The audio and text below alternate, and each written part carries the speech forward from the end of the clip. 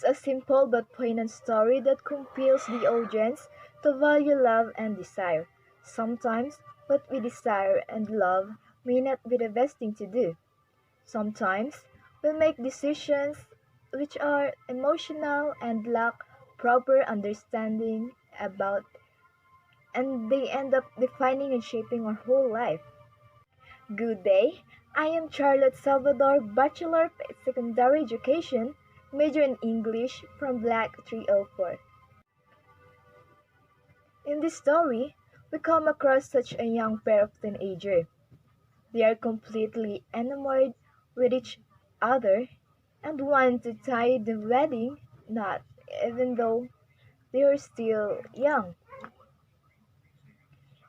This is particularly true when people are in their youth. They are young and hopeful and want to follow their every whim without giving it a deeper thought.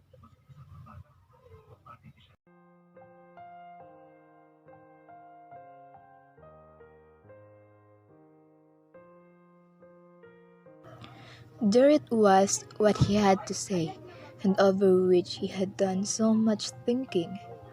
He had said it without any effort at all and without self-consciousness. Dodong felt relieved and looked at his father expectantly. His father looked old now. "I am going to marry Theang." Dodong was uncomfortable and then became angry because his father kept looking at him without uttering anything. "I will marry Theang. I will marry Theang. I asked her last night to marry me and she said yes.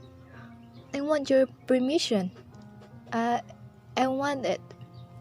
"Must you marry Dodong? You are very young, Dodong." "I'm 17. "That's very young to get married at. I want to marry. Theang's a good girl." "Tell your mother." "You tell her, Tatay." "Dodong, you tell your inay." "You tell her." "All right, Dodong. You will let me marry Theang?"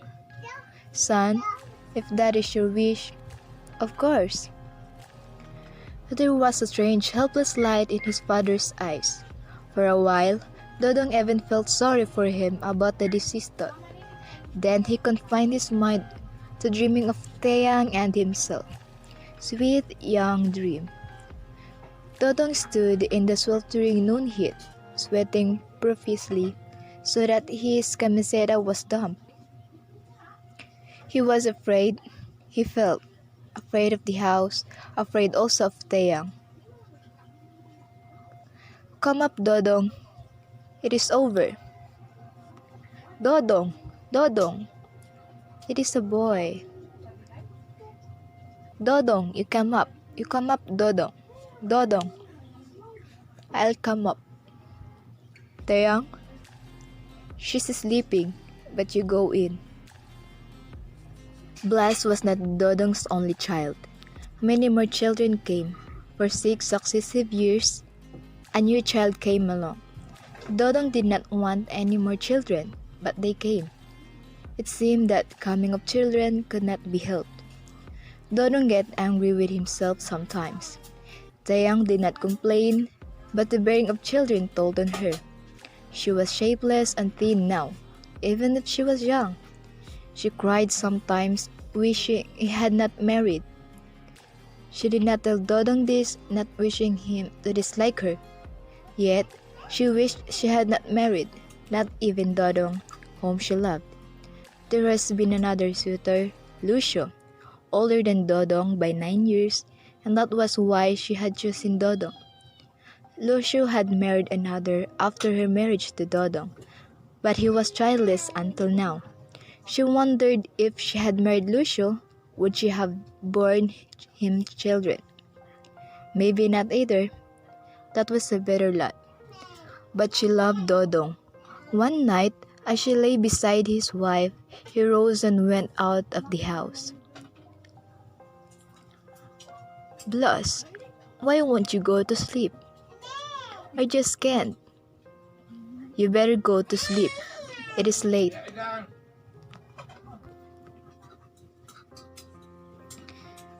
Itay? Yes, Blas. I am going to marry Tuna. She accepted me tonight. Itay, you think it over.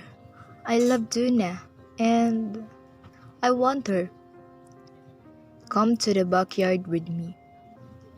You want to marry Tuna? Yes. Must you marry? I will marry Tuna. You have objections, Itay? Son, none. But deep inside, Dodong did not want Blas to marry yet. He prayed hard to God for help to stop Blas from marrying, but he was helpless. He could not do anything. Youth must triumph now. Love must triumph now. Afterwards, it will be life. As long ago, youth and love did not triumph for Dodong, and then life. Dodong looked wistfully at his young son in the moonlight. He felt extremely sad and sorry for him. This story shows us also what is youth nowadays. We are fragile and sensitive. There are a lot of bad things that could influence us. People around us can influence us, it's either positively or negatively. It's our decision what choice we will take. As a youth, we should not rush things up. We should enjoy our teenage life first and think deeper in making decisions in life that could affect our future. We should shout out or speak out our opinions in life. We should not just keep our opinions, especially if that opinion of ours can change the mistake of others. Here is the summary.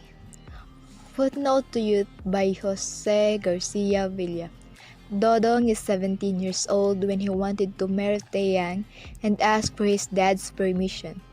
Even though Dodong thought twice of marrying Taeyang, they still got married. After 9 months, Taeyang gave birth to their eldest son, Blas. Taeyang really regretted getting married at an early age. Her husband doesn't know about this. She even wondered if ever she got married to Lucio, who was 9 years older than Dodong.